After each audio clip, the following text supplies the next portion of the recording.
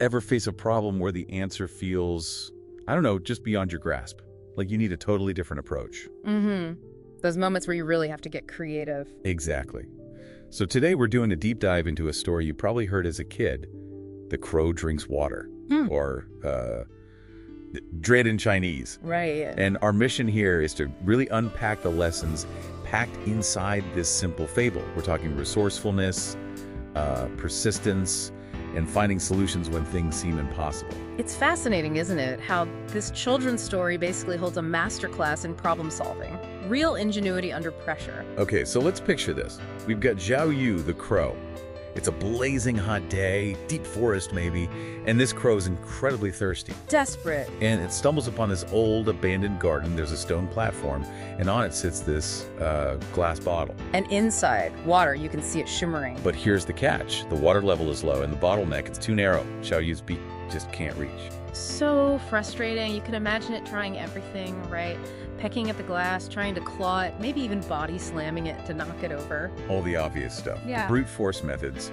And, well, nothing works. The bottle's too heavy, too sturdy. And this is that critical point, that impasse. This is where the easy answers fail. For a lot of us, honestly, this is where we might just give up. Right. But Zhao Yu doesn't. This is more than just instinct kicking in. It feels like a conscious choice. It really is. There's this internal moment, isn't there? One voice saying, forget it, fly away, and another saying, hang on, think. And it listens to that second voice. It decides not to give up. It sort of pauses, not in defeat, but to reassess. That's cognitive reframing in action. Instead of, I can't reach, the thought becomes, okay, how can I reach it? Shifting from seeing a barrier to seeing a puzzle. Yeah, moving past that initial panic or frustration to engage the brain. Exactly. It's actively choosing thought over just, fight or flight. And then comes the breakthrough, the aha moment. Zhao Yu's mind makes a connection. Yeah. To something completely different, seemingly. Building its nest, carrying little branches, bits of mud, packing them in. Ah, okay. Leveraging past experience. Right. It realizes it can add things to the bottle, use objects to make the water level rise up to meet its beak. That's not just luck. It's connecting different pieces of knowledge. That's the core of ingenuity, isn't it? Transferring a concept from one situation to a totally new one. Makes you wonder how often we miss solutions because we keep our skills locked in separate boxes, Definitely. So Zhao Yu looks around, spots some small stones, pebbles, picks one up, flies back, drops it in, plink. Tiny splash. Hardly any change in the water level. Right. Easy to get discouraged there. To think, this is pointless, it'll take forever. But it doesn't stop, it keeps going. Yeah. Picks up another stone, drops it in, then another. You can almost picture the effort, the focus. Stone after stone, it becomes this deliberate process. Yeah. And slowly, gradually, you start to see it. The water's rising. It highlights that power of small, consistent actions. We often dismiss tiny steps, don't we? But here, they add up. Each stone seems insignificant, but together, they make all the difference. It turns into this contest, like the story says, a challenge of wisdom.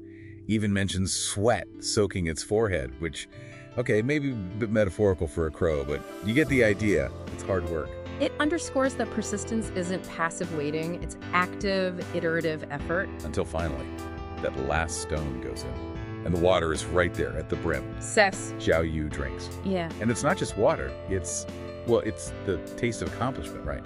Proof that the strategy worked. Absolutely. So the big takeaway isn't just don't give up, it's how not to give up. It's about thinking critically, being resourceful with what's around you, and sticking with it, even when progress is slow.